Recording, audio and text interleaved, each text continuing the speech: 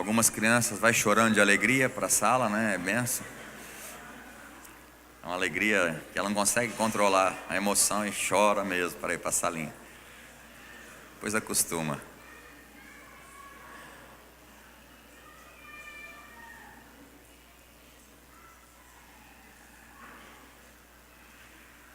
Cadê meu ajudante aqui, o teclado? Foi tomar uma aguinha, né?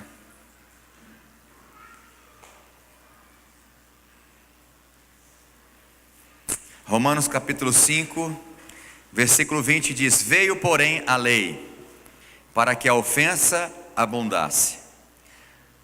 Mas onde o pecado abundou, superabundou a graça de Deus. Aleluia. Aonde abundou, repete comigo, aonde abundou o pecado, superabundou a graça de Deus. Colossenses capítulo 1, versículo 6. Epístola do apóstolo Paulo aos Colossenses, a igreja que se encontrava em Colossos. Ele escreveu essa epístola, essa carta àquela igreja. Capítulo 1, versículo 6. Paulo ali faz uma oração através dessa carta pelo progresso espiritual daquela igreja, daqueles irmãos. E eu quero destacar nesse versículo 6 aquilo que nós vamos falar, dar continuidade. Começamos domingo passado sobre a graça de Deus.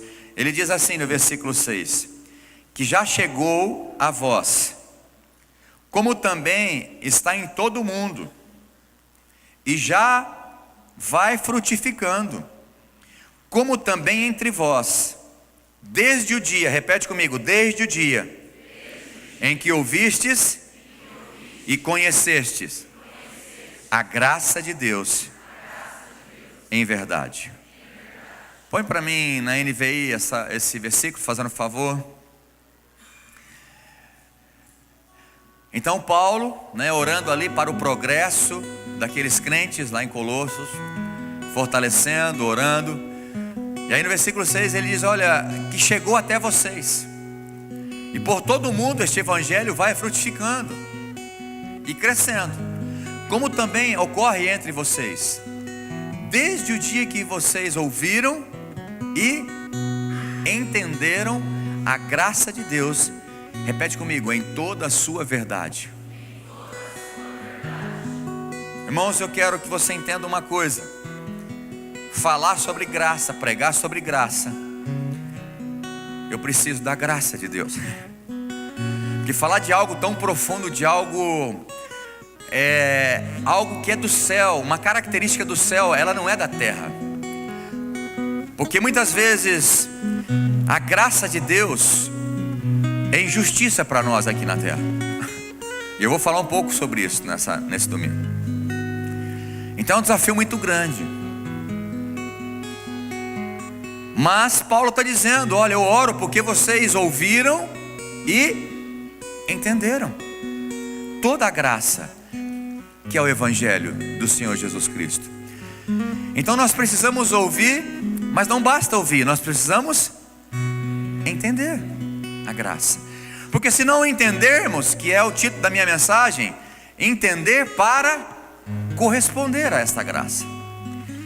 Eu preciso entender, eu vou ouvir sobre a graça. Você ouviu domingo passado, vai ouvir de novo, provavelmente domingo que vem, talvez mais uns 2, não sei.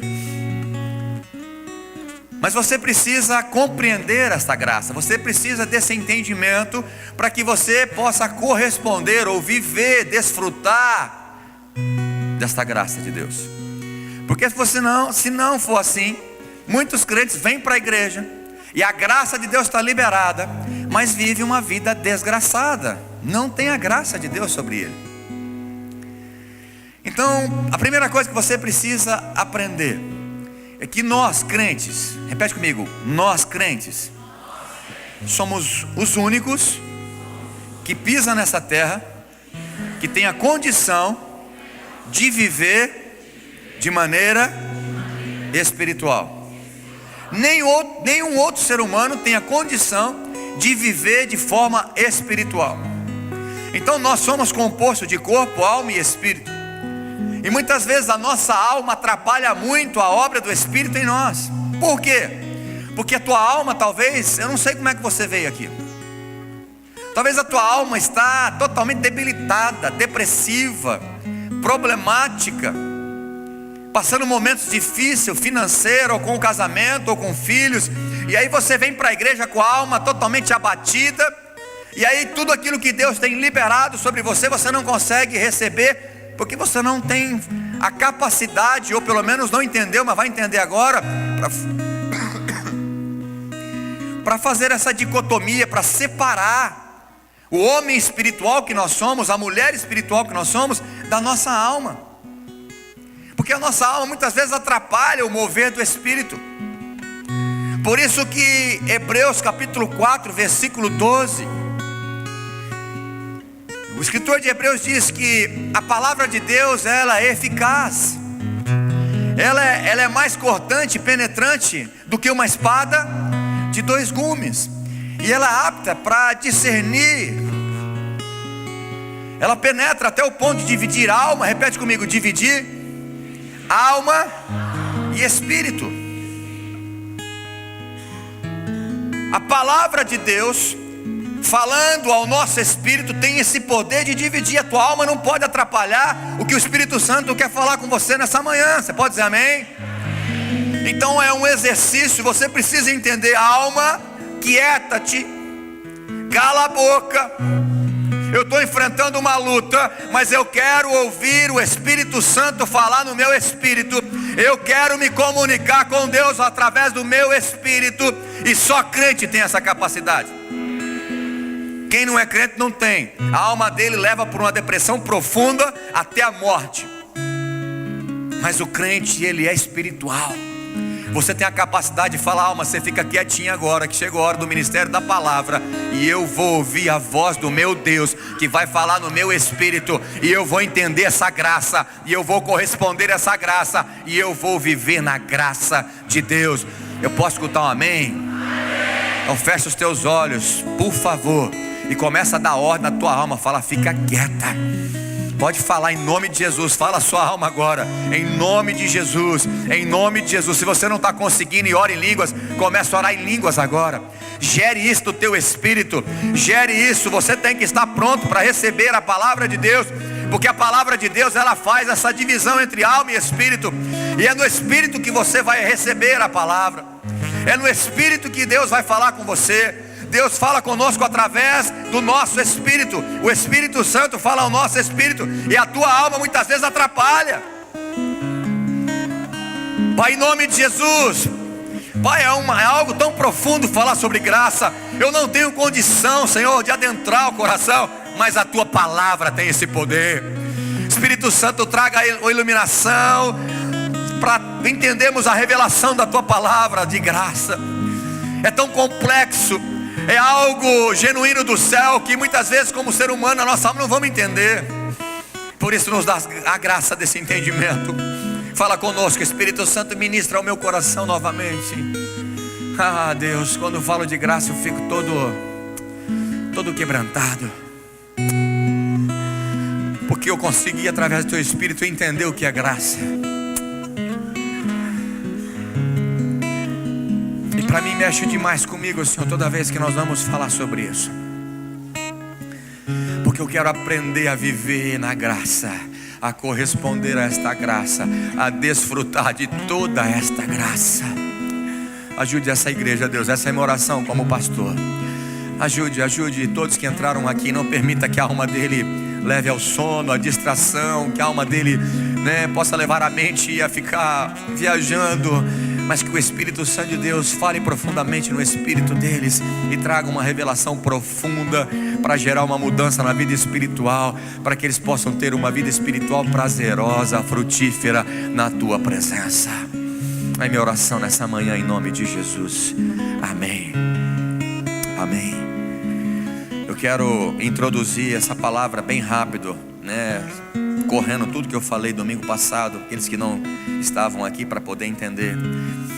Eu disse que é muito importante conhecer muito bem sobre a graça de Deus, porque quando eu conheço, como Paulo falou em Colossenses, quando eu escuto, quando eu ouço, e quando eu entendo, né, eu consigo corresponder a esta graça. Aí eu consigo que a minha fé seja aumentada, porque quando eu entendo plenamente o que é graça, eu posso orar de maneira ousada. Aumenta o meu poder, aumenta a minha fé, vai aumentar o meu amor e a minha paixão por esse Deus. Quando eu entendo a graça, né, eu vou ser mais humilde, não vou ser orgulhoso, eu vou ser mais grato, eu vou ser mais ousado, porque tudo isso está carregado quando a graça de Deus ela é entendida por mim.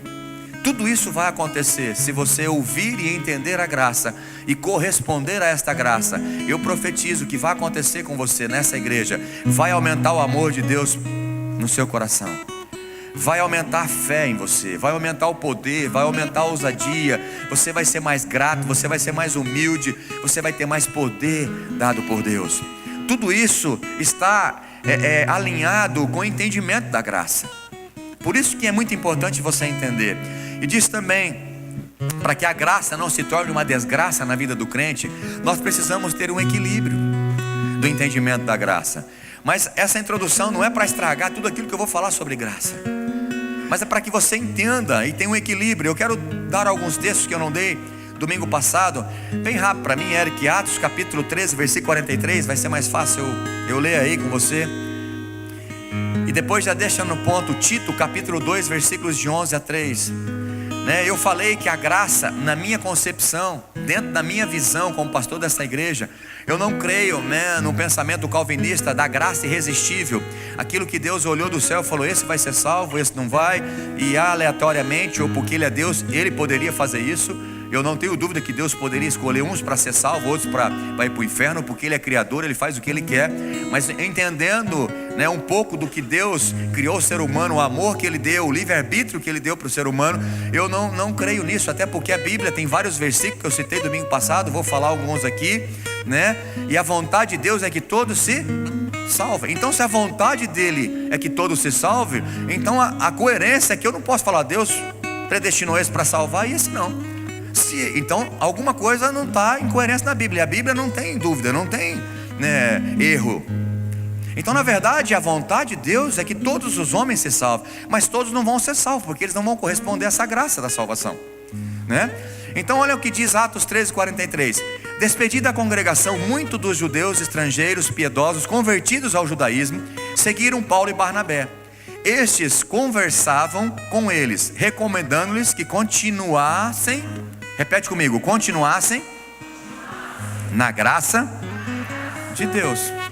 Tem que continuar. Então não é que uma vez salvo, sempre salvo, até porque a salvação para nós nessa igreja ela é um processo. Ela começa quando você realmente se arrepende, nasce de novo, entrega a sua vida para Jesus. E quando você terminar guardando a fé, você vai receber a coroa da vida que é reservada a todos que esperam a vinda de Jesus. Tito, porque a graça de Deus se manifestou salvador a todos os homens. Repete comigo: a graça de Deus se manifestou salvadora a todos. Entendeu? A todos os homens. A vontade de Deus é essa, que todos se salvem. Versículo 12. Ela nos ensina a renunciar à impiedade e às paixões mundanas e a viver de maneira sensata, justa e piedosa nesta era presente. Agora eu vejo alguns crentes de algumas igrejas que crê na graça irresistível e acha que a graça é uma autorização para viver em pecado, porque a graça vai salvar eles. Na verdade, quem converteu e quem corresponde a essa graça vai levar essa pessoa a viver em santidade. Aí contra as paixões da carne, está escrito aí, renunciar. O que é renunciar? Tirar, abandonar. Então não que a graça seja uma autorização para você viver em pecado. Pecado não tem problema, porque eu estou vivendo o tempo da graça, então eu vou ser salvo. Porque um dia eu fiz uma oração entregando a minha vida para Jesus, a graça é suficiente sobre a minha vida. Eu não creio assim, essa igreja não crê assim. Então é dentro desse equilíbrio. A graça não tem nada a ver comigo, a salvação não tem nada a ver comigo, nada. Eu só preciso corresponder a essa graça salvadora que foi liberada sobre nós, a todos os homens, Paulo está dizendo para Tito. Mas eu preciso agora corresponder a essa graça. Quando eu entendo essa graça tem que me levar a estar apaixonado por Jesus, abandonar a vida errada, abandonar o pecado, viver em santidade. É isso que muitos crentes não entendem. Vivem na prática do pecado. Você está precisando converter. Você precisa entender essa graça para no mínimo ficar constrangido para o tipo de vida que você está levando, de cristianismo.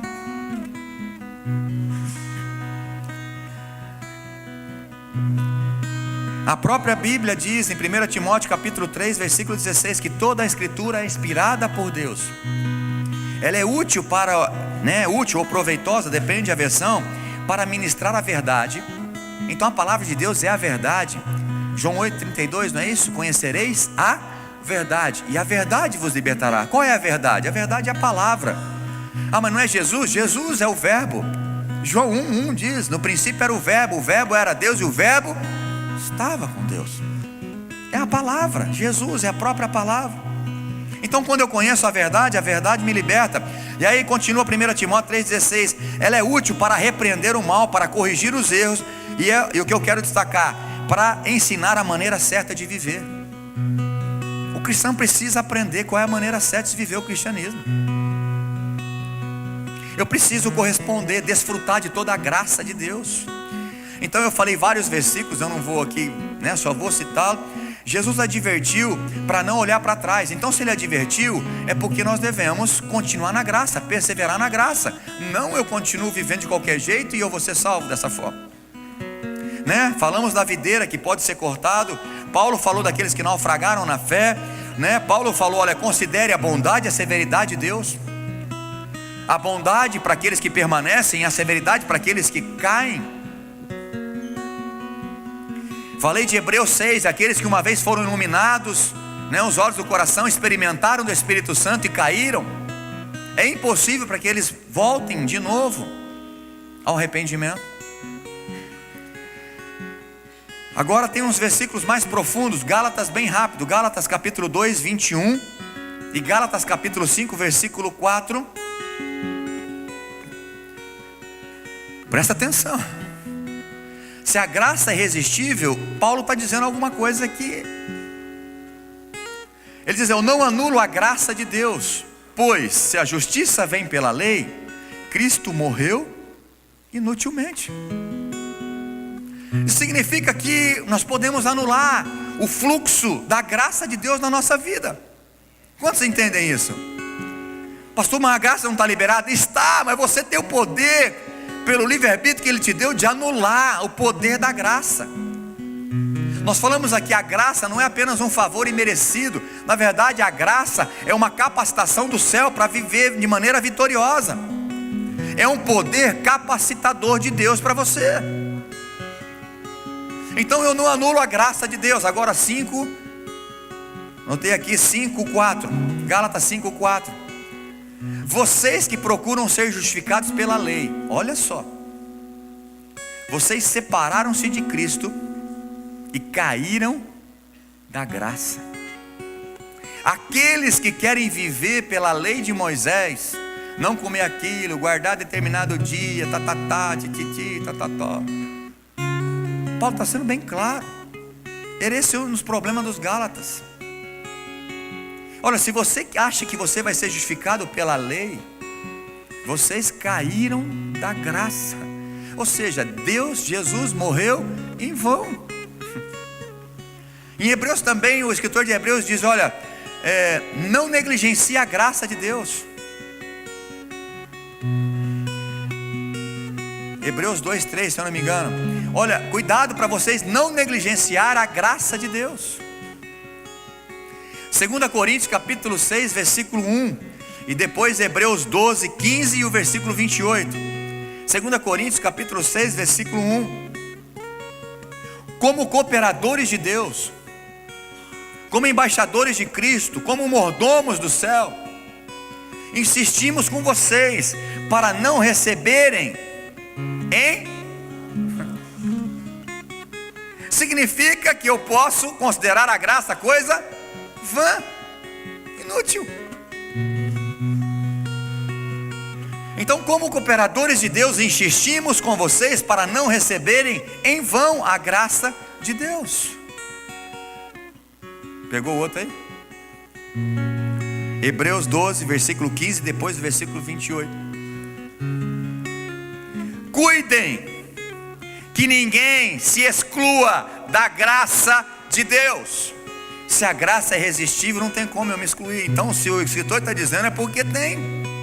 Você pode se excluir da graça. Pastor, mas a graça não foi liberada para todos? Foi. A vontade de Deus não é que todos se salvem? É, mas você tem essa decisão de excluir a graça sobre a sua vida.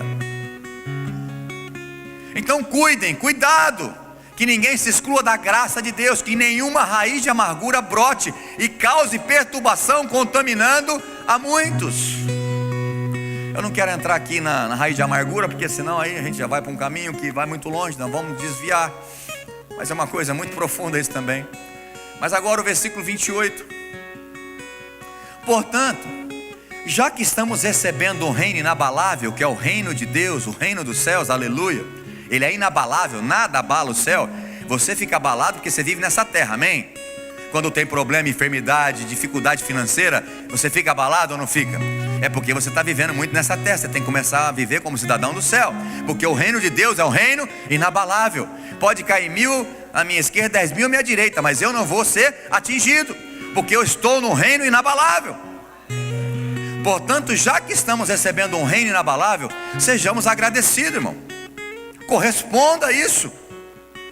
E assim, adoremos a Deus de modo aceitável, com reverência e temor. Eu tenho que entender que eu tenho que corresponder a esta graça de Deus, a este reino inabalável, que Ele liberou para mim e para você. Então, esta igreja, nós como pastores, eu como pastor líder dessa casa, eu quero dizer para você que a graça de Deus, jamais eu vou excluir da soberania de Deus, jamais. Mas eu entendo, dentro desse equilíbrio, que o crente uma vez salvo, então falou, esse aqui vai ser salvo, nem que se ele fizer todo tipo de pecado e morrer em pecado, eu vou levar ele para o céu, porque, não é por aí as coisas. Nós precisamos aprender a viver, a desfrutar, a corresponder a essa graça, amém? Eu não lembro se eu anotei aqui um versículo, eu acho que eu não anotei esse versículo.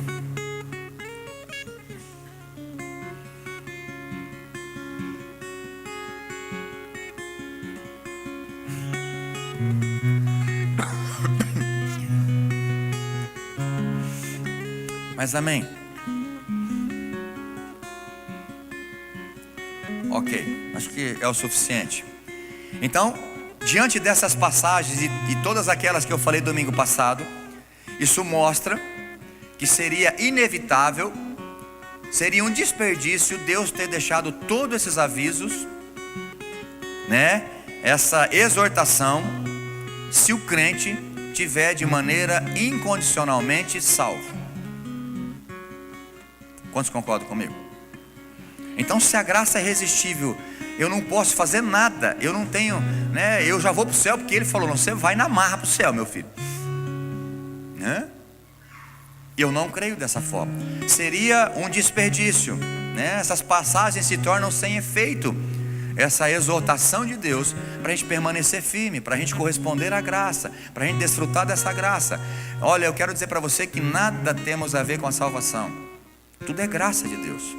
Nós não merecíamos, amém? Mas eu preciso, no mínimo, corresponder. Existe um fator pessoal meu, uma responsabilidade pessoal de eu corresponder a esta graça. Então é sobre esse prisma, sobre esse equilíbrio que eu quero falar, sobre a graça de Deus. A graça não é só também perdão de pecado, porque quando a graça veio sobre nós, nós não merecíamos a salvação. Nós ainda estávamos mortos nos nossos delitos e pecados, e Jesus veio com a sua graça e seu amor, morreu por mim, sem você merecer. Eu não mereço ser salvo, eu não mereço, você não merece, mas Jesus, pelo seu amor, liberou essa graça salvadora sobre mim e sobre você. Não mereço, não há merecimento. A graça de Deus foi liberada. Então os perdãos, os nossos pecados foram perdoados através dessa graça, desse sangue, da morte de Jesus. Por isso eu tenho perdão de pecado, amém? Mas a graça não é só remissão, a graça não é só perdão de pecado. A graça é uma capacitação para o crente vencer esse mundo mal. Você precisa entender isso, porque senão Jesus não tinha dito para Paulo: Paulo, a minha graça basta para você, meu filho.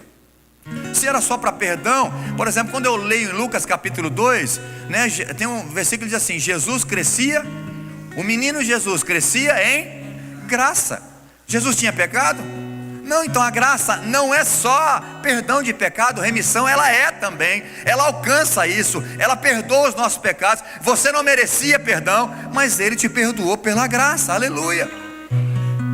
Mas a graça, ela é um pacote maior do que simplesmente um favor imerecido ou perdão de pecado. Ela é realmente uma força capacitadora, é uma capacidade que vem do poder do alto sobre as nossas vidas, para vencer tentação, para vencer esse mundo mal. Esta é a vitória que vence o mundo, a nossa fé. A fé é uma capacitação pela graça de Deus. E aí eu comecei, na verdade, terminei dizendo que Jesus é a maior expressão de graça, onde os judeus jamais trocariam o leproso, mas Jesus curou o leproso tocando neles. Os judeus jamais conversaria com uma mulher, principalmente se ela fosse da vida ou prostituta, mas Jesus permitiu que uma prostituta chorasse aos seus pés, lavasse os seus pés, tocasse nos seus pés, e ainda disse: os seus pecados estão perdoados. Então, na verdade, a graça, para a nossa visão humana, muitas vezes vai ser uma injustiça. Eu e você merecíamos a morte, mas em Colossenses capítulo 2, versículo 4, Paulo diz: olha, aquilo que consentia o registro de condenação que estava contra mim, contra você, existia um registro de condenação contra você. Existia um processo de condenação contra você, e você estava condenado à morte. Mas Jesus, pela graça, cancelou, rasgou, escrito esse registro de dívida que consistia contra nós e cravou naquela cruz, aleluia. Isso é graça. Você estava morto, condenado ao inferno, mas a graça de Deus cancelou esse processo, essa dívida que consistia contra mim e contra você. João 15:13 diz: não há amor maior do que esse, em dar a sua própria vida em favor dos seus amigos. Não tem maior amor do que isso. Isso é graça de Deus. Então, quando passamos a entender a graça de Deus, paramos de fazer coisas para conquistar o amor e o favor de Deus.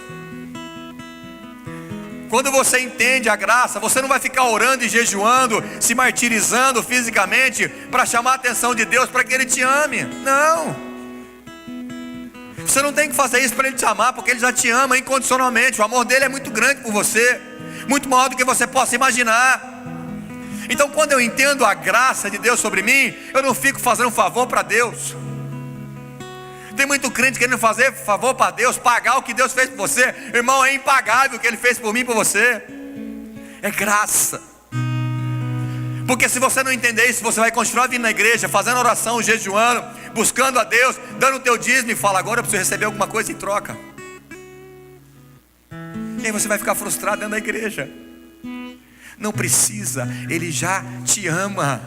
Ô pastor, era tudo que eu queria, agora não precisa jejuar, orar. Não, eu faço isso porque eu entendi a graça, porque eu amo Ele, eu quero conversar com Ele. Eu jejuo para matar minha carne, para agradar o coração dEle. Eu venho na igreja para adorá-lo, porque a graça dEle está sobre a minha vida. É diferente. Muda tudo o foco da nossa adoração. A nossa vida espiritual muda quando eu entendo a graça de Deus. Espírito Santo, revela essa graça, Pai. Eu não consigo entrar no coração deles. Espírito Santo, revela-te a eles. Eu te peço em nome de Jesus.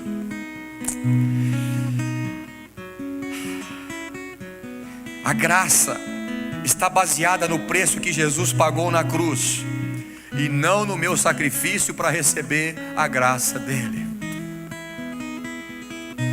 Nada que eu faço, nenhuma disciplina espiritual que eu faça, vai pagar a graça de Deus sobre a minha vida. Graça é um favor imerecido. Graça é um Deus fazendo de tudo para dar as coisas melhores para quem não merece nada. Nesse caso, quem não merece nada é você, mas Ele, pela graça, faz de tudo para dar o melhor para você. Isso é graça. Isso é graça. Graça é um Deus poderoso que não precisa de mim, de você. Ele não precisa de mim, de você para ser feliz. Ele não precisa de mim, de você para ter comunhão, porque já tem comunhão perfeita na Trindade. Ele não precisa do meu dinheiro, Ele não precisa de nada meu, mas a graça e o amor dEle está sobre a minha vida, me perdoando, porque Ele quer ter comunhão comigo, porque Ele me ama e não porque Ele quer coisa em troca.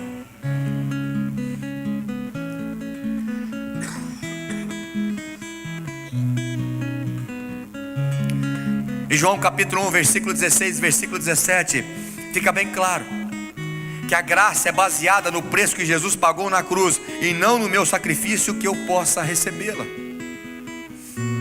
Põe para mim, fazendo favor, João 1, 16, 17. A lei veio por Moisés, mas a graça e a verdade veio por Jesus, o Cristo, aleluia. Todos recebemos da sua plenitude graça, repete comigo, graça sobre graça. Aonde abundou o pecado, superabundou a graça de Deus. Aonde tem mais pecador aqui, mais graça de Deus está sobre você. Pois a lei foi dada por intermédio de Moisés, a graça é a verdade, e a verdade vieram por intermédio de Jesus Cristo, aleluia. Irmãos, a lei eu faço por merecer. Tanto é quando você olha lá as bênçãos da obediência e as bênçãos da desobediência. Se você me obedecer, você vai ter isso de bênção, vai ter isso, vai ter isso, vai ter isso. Se você desobedecer, você vai ter essa maldição, essa maldição, essa maldição. A lei era assim. Eu faço porque eu vou receber.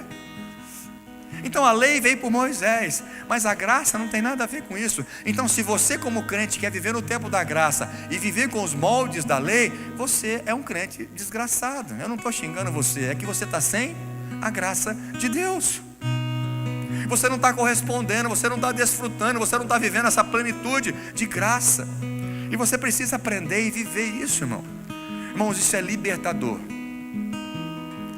É libertador quando eu entendo a graça. A minha vida fica diferente, a vida espiritual é totalmente diferente, a minha adoração é diferente, o meu amor é diferente, tudo é diferente, a minha fé é diferente, tudo é diferente quando eu tenho entendimento claro da graça de Deus. Eu vou repetir essa frase: a graça não é da terra. A graça não é um sentimento, não é uma qualidade da terra. Por isso que eu e você não temos condição de entendermos a graça somente pela revelação do Espírito Santo, que é do céu. A graça é celestial, ela é sobrenatural, não é coisas naturais, não é através de coisa natural, atos naturais, que eu vou entender a graça. Sabe, o valor que eu dou à graça é o que vai agradar o coração de Deus. Eu não preciso pagar a graça, mas o valor que eu dou quando eu entendo a graça é isso que move o coração de Jesus. Você está entendendo? Eu vou te explicar como é que significa isso. Certa vez Jesus contou, está lá em Marcos capítulo 12, 41, 44, não precisa pôr não.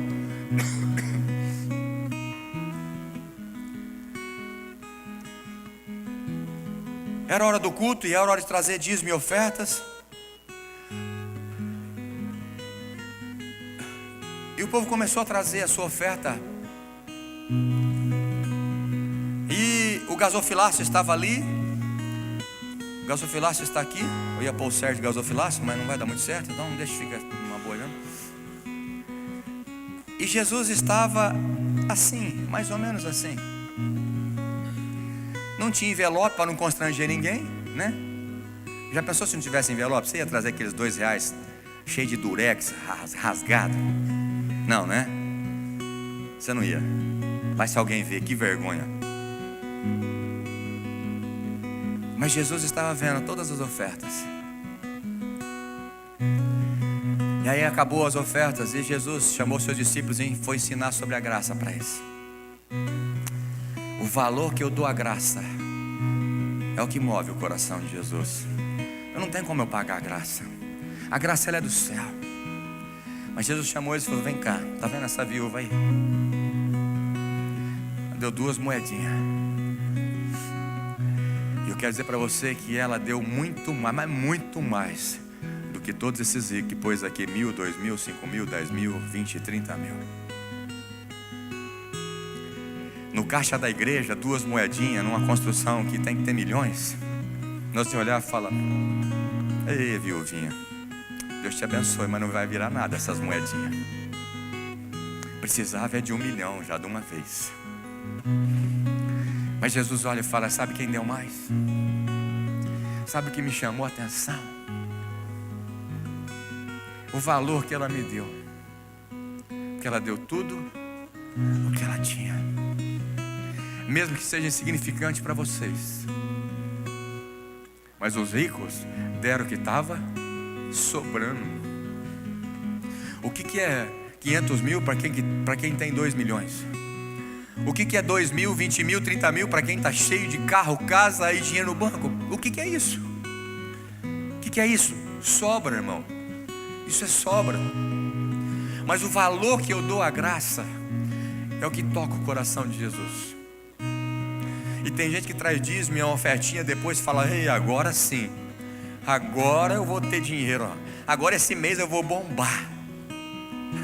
Você não entendeu o que é graça. Dízimo e oferta eu não dou para receber em troca. Eu dou porque eu entendi a graça salvadora de Jesus, porque eu amo esse Deus e eu quero dar o melhor dele, meu, para ele. Graça é algo totalmente diferente do que a gente está imaginando. Graça é muito profunda. O Espírito Santo precisa revelar isso no teu coração.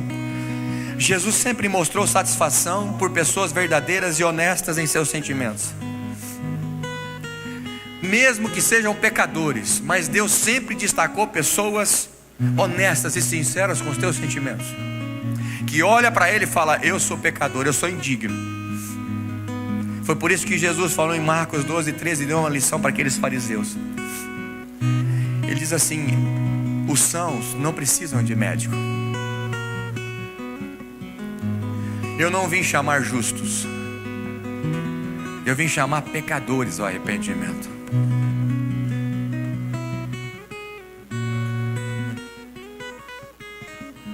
Agora, se você se coloca numa posição de fariseu, de religioso, a graça de Deus não vai ser abundante sobre a tua vida.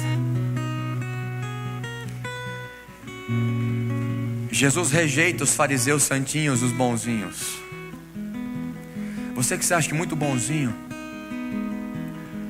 você que se acha muito legal, que você é bom, quer dizer para você que diante de Deus, Deus fala para você que a tua justiça própria é como trapo de imundícia, não serve para nada. Na verdade, o que chama o coração de Deus é um coração contrito e quebrantado. Esse Ele não despreza.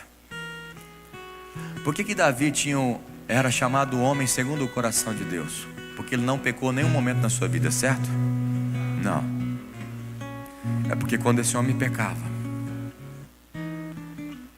não interessa se ele era rei, se ele era ovacionado por um monte de gente, se ele estava por cima de todos, se ele era um prodígio para todos, mas ele sabia que ele tinha pecado contra o Deus dele. Tirava a roupa real, põe a pano de saco lá para todo mundo ver, expor o pecado e o câncer dele. Fala: eu sou um pecador. É isso que chama a atenção de Deus. Não é você achar que essa cara de santinho que vem para a igreja, põe essa capa de religiosidade e não vê a podridão que está dentro do seu coração. Para quê? Isso não é cristianismo. Isso não é corresponder com a graça de Deus. A graça de Deus sobre a ótica humana sempre vai ser injustiça. Eu quero fazer algo aqui, Mateus capítulo 20. Certo homem, empresário que tinha uma vinha, saiu para contratar trabalhadores para trabalhar na sua vinha. E eu quero fazer uma dinâmica aqui. Então diz que de madrugada esse homem saiu para contratar trabalhadores. Aí encontrou na praça esses 2 trabalhadores. Levanta aqui os 2 trabalhadores. Vão trabalhar na minha vinha. Vocês vão apanhar uva aí, tá? Dá uma ajeitada aqui. Isso, vai trabalhando aí. É o seguinte, é 1 denário. 1 denário era um dia de trabalho, ok? E contratou com eles por 1 denário O dia todo, ok? Ok? Combinado? Fechado? Fechado. E eles começaram a trabalhar por 1 denário.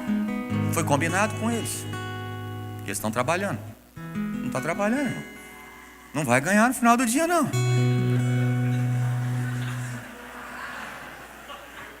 Olha, a cena. Peguei o cara certo para trabalhar. No pesado, ó.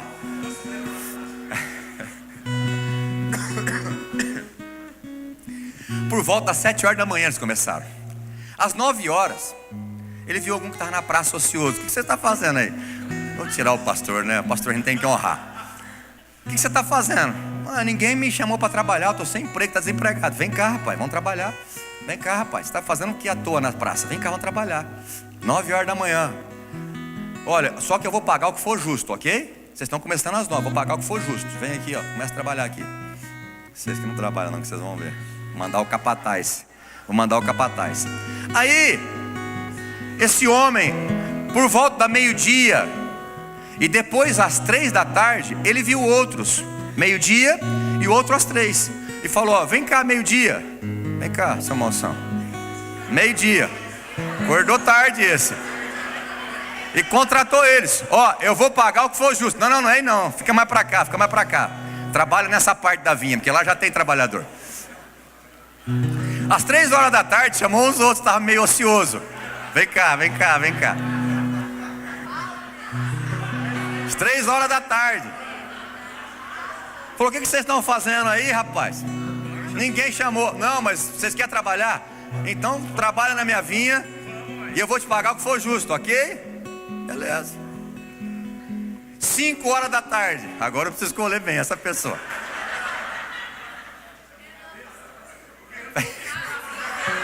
Vem cá, Renan. Renan e o Diego que falou. Ninguém mandou você ficar acusando o irmão. Olhou o cisco no irmão, tem uma trave no seu.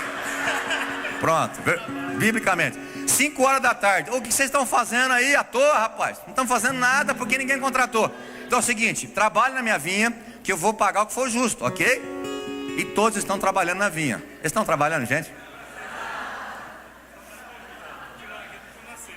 Ah, tá pondo na sexta. Ok.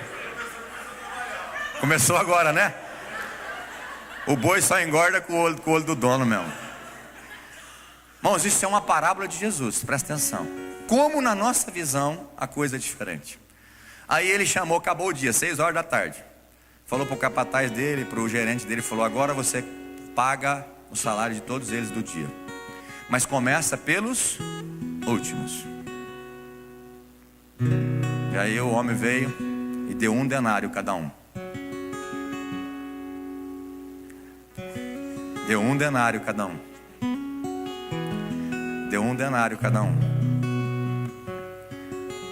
Deu 1 denário cada um. Aí o texto diz o seguinte: esses pensaram que porque eles trabalharam desde o começo do dia, eles supuseram que iriam ganhar mais. Aí toma 1 denário. 1 denário. A Bíblia diz que eles falaram assim: mas você vai nos igualar?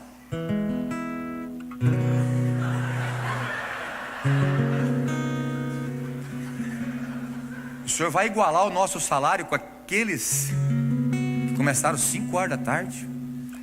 Faço uma pergunta para vocês: isso é justo?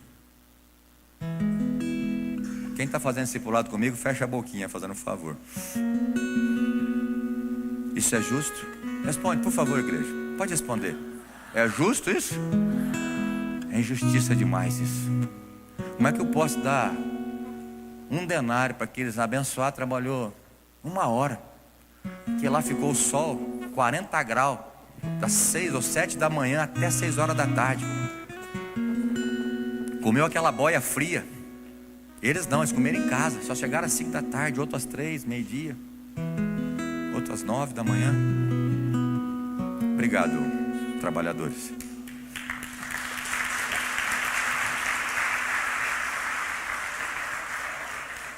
Irmãos, presta atenção. A graça de Deus, se o crente não entender, sempre você vai acusar Deus sendo injusto. Aí a parábola continua dizendo, quando aqueles lá começaram a reclamar, falaram: não, isso não é justo. Nós trabalhamos o dia inteiro. O Senhor nos igualou com aquele. Irmãos, eu me coloco no lugar daqueles dois. Se eu estivesse lá, eu acho que eu ia falar a mesma coisa. Eu falei: isso não é justo. Aí o versículo diz assim: quanto que eu combinei com você? Quanto que eu combinei com vocês? Eu paguei menos? Mas o pior vem depois. Será que é ruim aos teus olhos que eu sou mal, porque na verdade eu fui bom para aqueles? Eu não posso fazer o que eu quero com o meu dinheiro, que é meu. Eu quis dar o mesmo tanto para aqueles que eu dei para vocês. Não é injustiça. Eu sei que aqui Jesus estava ensinando a salvação daqueles que vão ser salvos na última hora. Porque tem muito crente que é crente desde pequeno e fica resmungando quando o crente se converte depois de velho e começa a falar um monte de bênção. E aí esse crente velho está na igreja e fala: e eu? Eu estou servindo o Senhor já faz, desde que eu nasci. Estou na igreja desde que eu nasci. Agora chegou esse último aí na última hora, o Senhor já salvou ele e ainda está regalando ele de bens, abençoando ele. Se você não entender a graça, meu irmão, minha irmã, você vai acusar um Deus justo, que Ele é o justo juiz, de ser injusto com você. A graça aos nossos olhos, se não tiver a revelação do Espírito Santo, nós não vamos entender, não vamos corresponder. E o pior, vamos achar que Deus é injusto. Porque Deus é bom, você ficou reclamando? O dinheiro não é meu? Não foi Ele que criou você? Não foi Ele que te chamou? A graça não está sobre a sua vida também? Mas muitas vezes você não entende como graça.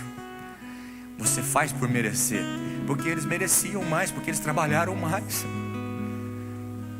A graça não tem nada a ver com o que você faz. Na verdade, a graça não tem nada a ver pelo teu esforço. A graça foi o esforço e o amor de Jesus naquela cruz, morrendo por você, te dando tudo o que você precisa, porque a graça já é capaz de dar tudo o que você precisa para vencer nessa vida. Ela tem todos os recursos para você.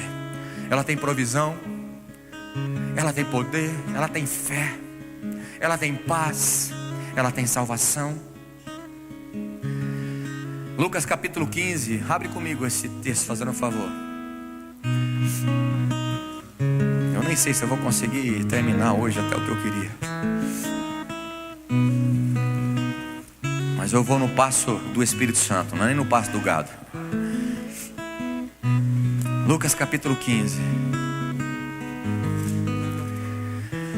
versículo 3.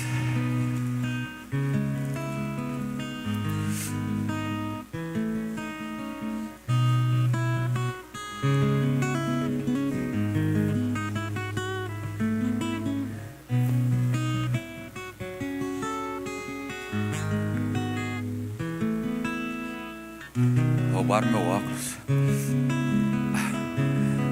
Tô brincando, roubar não, pode deixar, eu leio aqui mesmo. Não precisa não, eu deixei isso na mesa, agora que eu lembro. Não, 3. Lucas 15, 3.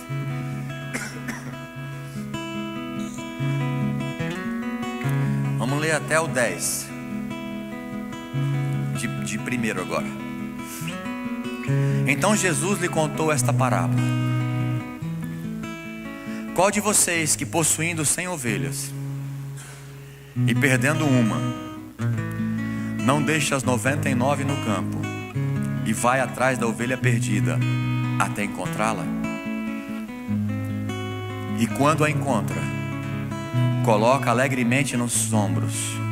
Versículo 6. E vai para casa. Ao chegar, reúne seus amigos e vizinhos e diz: alegrem-se comigo, pois encontrei a minha ovelha perdida. E eu lhe digo que da mesma forma haverá mais alegria no céu por um pecador que se arrepende do que por 99 justos que não precisam se arrepender.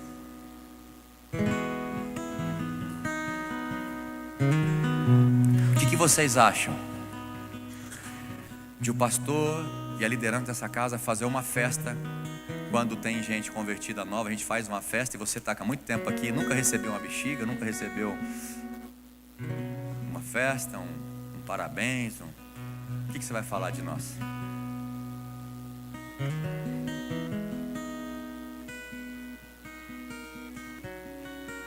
Eu quero dizer uma coisa para você. Mesmo que tivesse só você no universo, Jesus morreria por você. Mesmo que no universo todo, se tivesse uma pessoa e essa pessoa fosse você, Ele morreria por você. A festa no céu por um pecador que se arrepende. O problema é que você está na casa de Deus com essa cara de maracujá de gaveta, está crente há muito tempo. Ninguém olha para mim, ninguém ora por mim.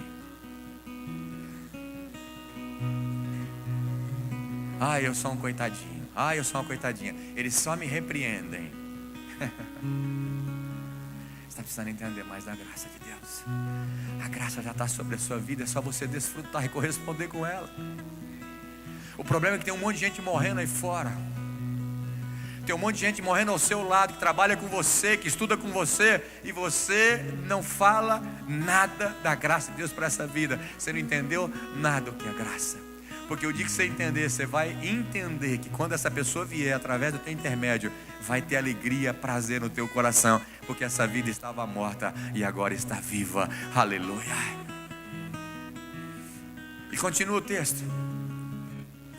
Ou qual é a mulher que, possuindo 10 dracmas e perdendo uma delas, não acende uma candeia, varre a casa e procura atentamente até encontrá-la? 9. E quando a encontra, reúne suas amigas e vizinhas e diz: alegrem-se comigo, pois encontrei a minha moeda perdida. Irmãos, para achar uma moeda, ela chama as amigas e faz uma festa. Isso aqui é um paralelo da graça de Deus. E quando a encontra, reúne, o versículo 10, para terminar. Eu lhe digo que da mesma forma há alegria na presença dos anjos de Deus por um pecador que se arrepende. Como é precioso aos olhos de Deus todo pecador da face da terra. Olha para você há um tempo atrás, quem você era, aonde você estava, o que você estava fazendo e que caminho você estava trilhando. Mas a graça de Deus esteve sobre você. E o dia que você verdadeiramente falou: Jesus, eu te aceito como o único Senhor e Salvador da minha vida, eu me arrependo de todos os meus pecados, houve festa no céu por você. Os anjos se alegraram, encheram bexiga, encomendaram o bolo, até apitinho e chapeuzinho. Isso não é heresia não, eu estou falando uma forma de ter alegria no céu. Porque Deus ama você. Você não valoriza isso. Isso é graça. Irmão, você não merecia. Para falar a verdade, você continua não merecendo coisa nenhuma.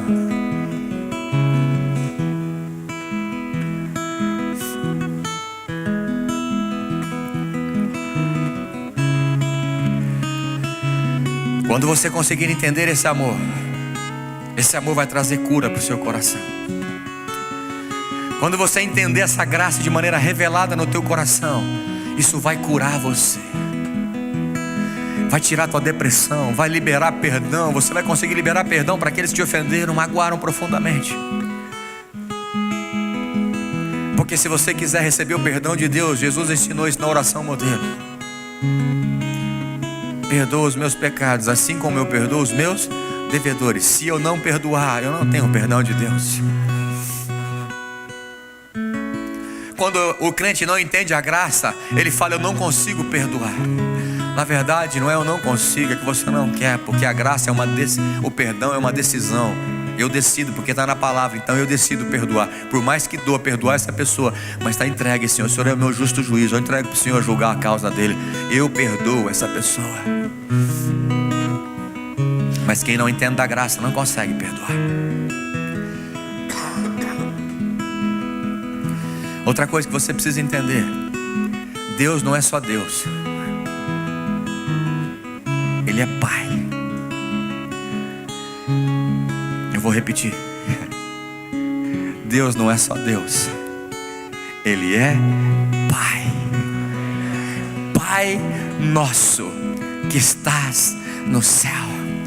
Se o teu pai na terra não foi bom, não compare o teu pai da terra com o teu pai celestial. Mateus capítulo 7, versículo 11, se eu não me engano, diz: se vocês pais são maus nessa terra, sabe dar boas coisas aos vossos filhos, quanto mais o teu pai celestial não dará aos vossos filhos que pedirdes coisas boas. Você precisa entender isso. Na casa do pai você entra e vai direto na geladeira. Quando eu casei, eu fiquei um tempo sem vir na casa do meu pai, não sei se foi alguns meses. Parece que a gente perde aquele contato, aquela intimidade de achar que a geladeira é nossa, que o quarto é nosso, que a despensa é nossa. Procurar os chocolates, como eu sempre procurei quando eu morava lá. E aí eu cheguei para meu pai e falei: pai, posso abrir a geladeira? Ele falou: pelo amor de Deus, você não tem que pedir, a casa é sua, você abre o que você quiser, você pega o que você quiser. Eu falei: não, mas só por educação. Ele falou: por favor, pega o que você quiser, porque eu estou na casa do meu pai. A graça de Deus nos torna não só servos, escravos do Senhor, mas nos torna filhos do nosso Pai Celestial. Foi por isso que Jesus ensinou você a orar. Irmãos, quando eu chamo Deus de Pai, é mais do que um termo bonito ou teológico. Ele é um termo amoroso, de liberdade, onde você pode entrar na casa do seu Pai, ter liberdade de falar com Ele tudo o que você está sentindo. Pai nosso que estás nos céus, Tu és o meu Pai. A graça de Deus me torna verdadeiramente filhos de Deus. Então para dessa formalidade para fazer oração. A despensa do Pai está cheia para você. A despensa do céu está cheia de paz, de alegria, de poder, de fé. É só você ir à presença do Pai e pegar aquilo que você está precisando e clamar: Espírito Santo de Deus, enche o meu coração de paz, de fé, de verdade, da alegria, do gozo da Tua presença. Irmão, só o entendimento da graça eu vou conseguir me relacionar com Deus como meu Pai. É por isso que as pessoas têm dificuldade de mandar beijo. E eu tinha, irmãos, eu preciso confessar isso para vocês.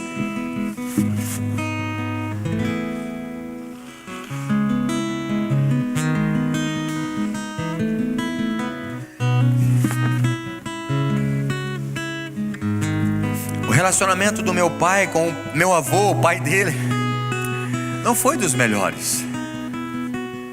Meu pai saiu cedo de casa para trabalhar porque não concordou com algumas coisas.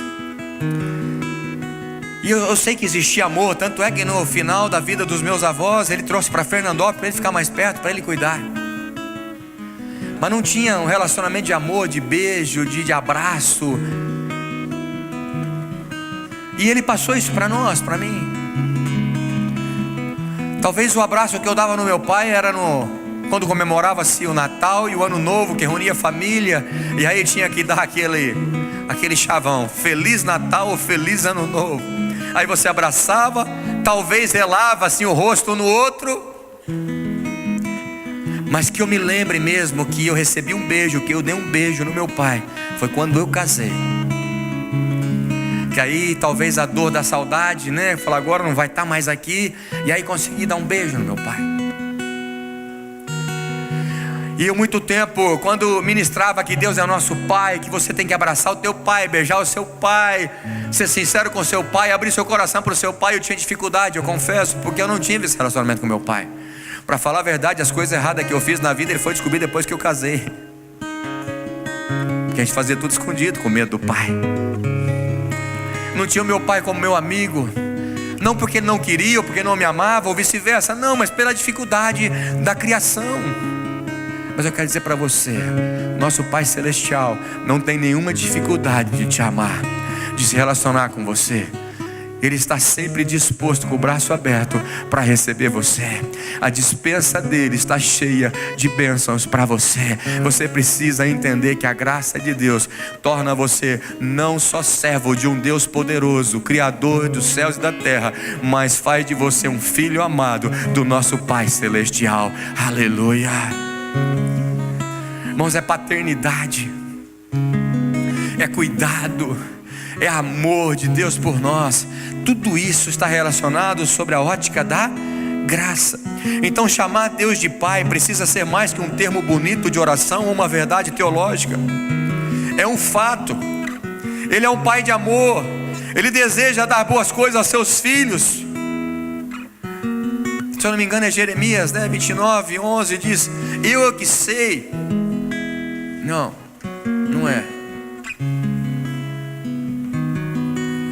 Acho que é: eu que sei que pensamentos têm a vosso respeito. Acho que é isso mesmo, né? Jeremias 29:11.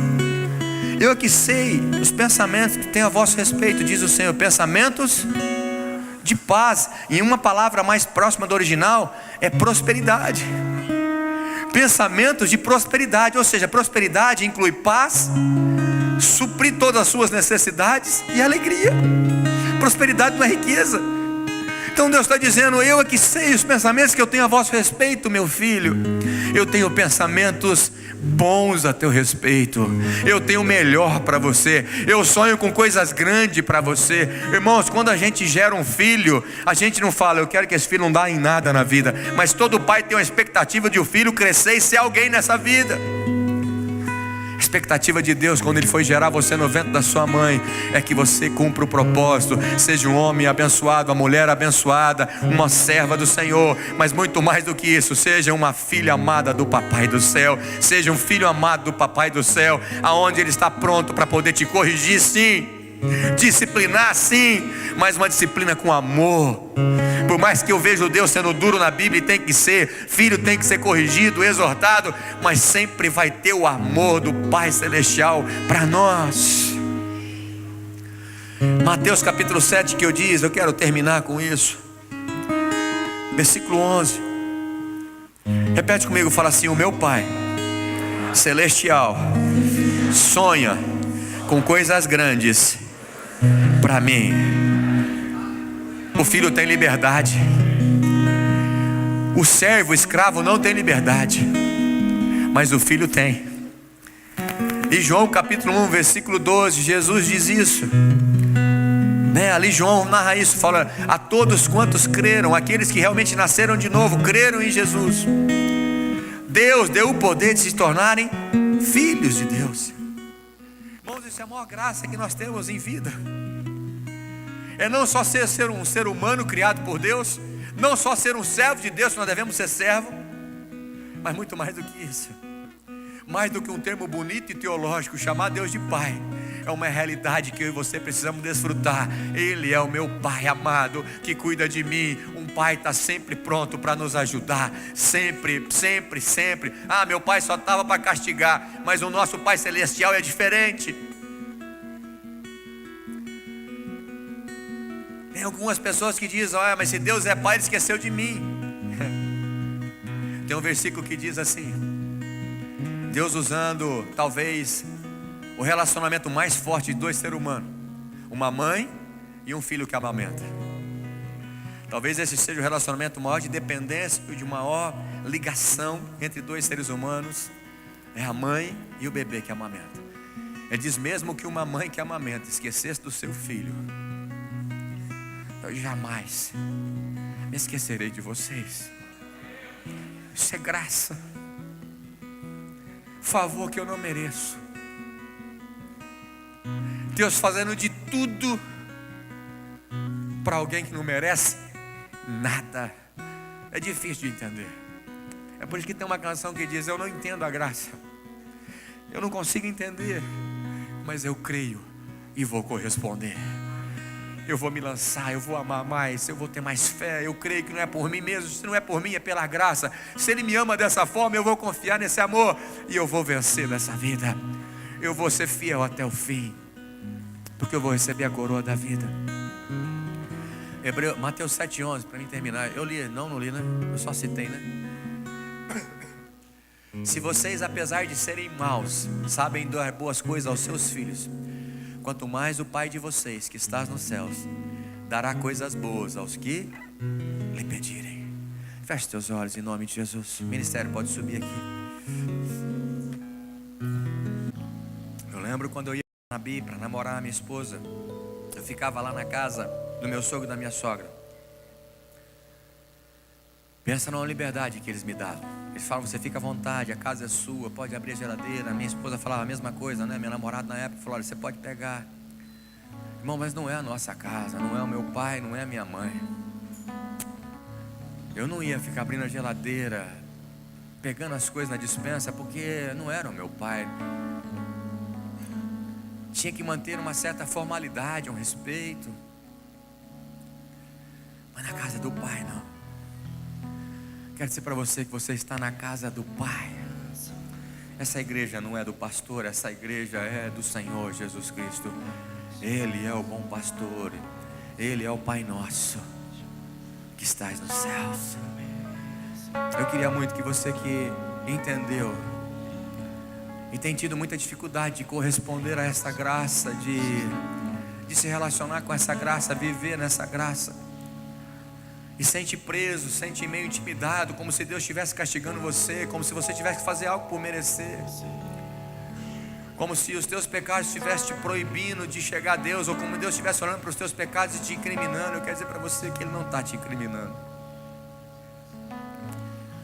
Na verdade, o Pai está de braço aberto, esperando você vir para o colo dele.